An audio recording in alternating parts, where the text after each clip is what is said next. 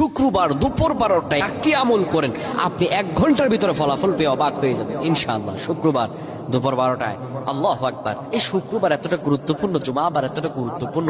এই দিন সম্পর্কে আল্লাহ রাব্বুল আলামিন পবিত্র কোরআনুল কারীমের 62 নম্বর সূরা সূরাতুল জুমায় নাযিল করে দিয়েছেন। সুবহানাল্লাহ।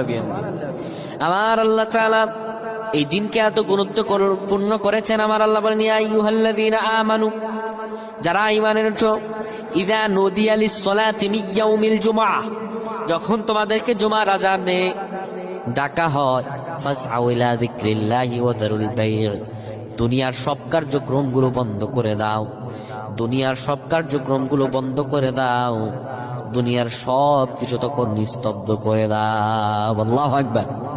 এই শুক্রবারকে আল্লাহ তাআলা অত্যধিক গুরুত্বপূর্ণ করেছেন। পৃথিবী সৃষ্টি করেছেন শুক্রবারে, আবার পৃথিবী ধ্বংস করবেন শুক্রবারে। হযরত আদম আলাইহিস সালামকে এই পৃথিবীতে পাঠিয়েছিলেন শুক্রবারে।